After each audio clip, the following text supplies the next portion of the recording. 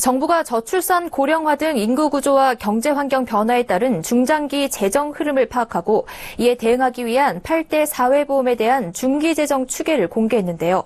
그 결과가 충격적입니다. 정부 자료에 따르면 2025년이면 대부분 사회보험에서 적자가 날 것으로 예상되는 등 재정 건전성에 비상등이 켜졌습니다. 금융증권부 정훈규 기자와 자세한 이야기 나눠보겠습니다. 안녕하십니까? 네, 안녕하십니까? 네, 정 기자, 이 사회보험은 국민복지의 최후 보루 아니겠습니까? 네. 그런데 앞으로 수년 안에 이 재정이 바닥난다니 상황이 얼마나 안 좋은 겁니까? 네, 정부가 내놓은 사회보험 재정 추계에 따르면 지난해 8대 사회보험의 총 지출 규모는 106조 원이었는데요. 2025년이면 220조 원으로 불어납니다. 연평균으로 8.4%씩 증가하는 셈인데요. 지출 규모가 빠르게 늘어남에 따라 수년 내 대부분의 사회보험에서 적자가 날 것으로 예상된 겁니다. 그중에서도 가장 지출 규모가 큰 건강보험은 당장 내년에 적자로 돌아설 것으로 예측되는데요. 지난해 3조 1천억 원의 흑자를 본 건강보험은 올해 6,600억 원으로 흑자폭이 줄어들고 내년에는 1,670억 원 적자가 예상됩니다. 이후 2023년이면 적립금이 바닥날 것으로 분석되는데 당초 정부 예상보다 재정 고갈 시점이 2년 앞당겨진 겁니다. 특히 2025년에는 한 해 적자만 20조 1천억 원에 달할 것으로 예상됩니다. 네, 아까 대부분의 사회보험 재정이 수년 내 고갈될 것이라고 하셨는데요. 그렇다면 건강보험 이외 다른 사회보험들은 상태가 어떻습니까? 네, 4대 보험 중 현재 흑자 중인 장기 요양보험과 고용보험도 조만간 적자로 돌아설 것으로 예상되는데요. 장기 요양보험은 노령 인구의 증가로 2020년 재정이 고갈될 전망이고 2025년 총 지출이 10조 5천억 원으로 늘어나 2조 2천억 원의 적자를 낼 것으로 예상됩니다. 고용보험 역시 급여수당을 받는 실업자와 육아휴직 급여를 받는 직장인이 모두 늘어나면서 지출 규모가 커지고 있어서 적자를 피하기 어려운 상황인데요.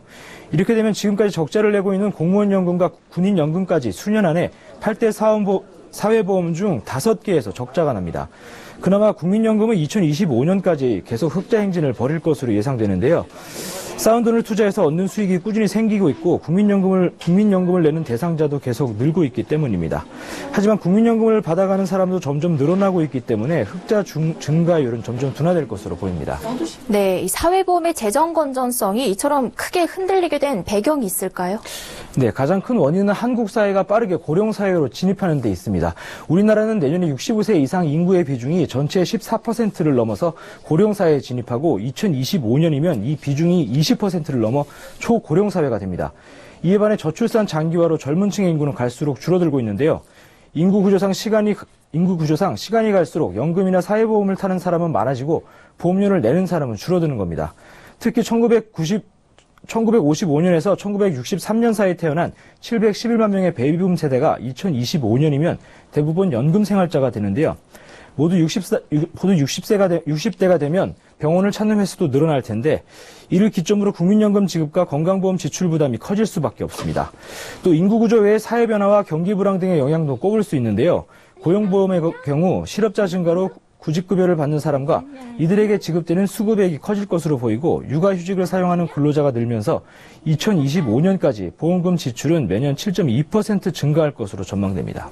네, 현재 상황으로는 결국 국민의 세금으로 이 구멍난 세금을 메워야 한다는 결론에 도달하는데요. 정부가 대책 마련은 내놓고 있습니까? 네, 사회보험 적자는 결국 정부 재정 건전성 부실로 이어지고 이는 결국 전반적인 나라 살림에 악영향을 미칠 수밖에 없는데요. 대책이라는 것이 결국 국민 부담을 늘리는 것 외에는 뾰족한 수단은 없어 보입니다. 정부는 이미 지난 1월 고소득자로부터 건강보험료를 더 걷는 개편안을 내놨는데요. 개편안은 2천만 명에 달하는 직장 가입자의 피부양자 중에 연금이나 임대소득이 연 3,400만 원을 넘으면 피부양자 자격을 뺏고 건강보험료를 내도록 했습니다.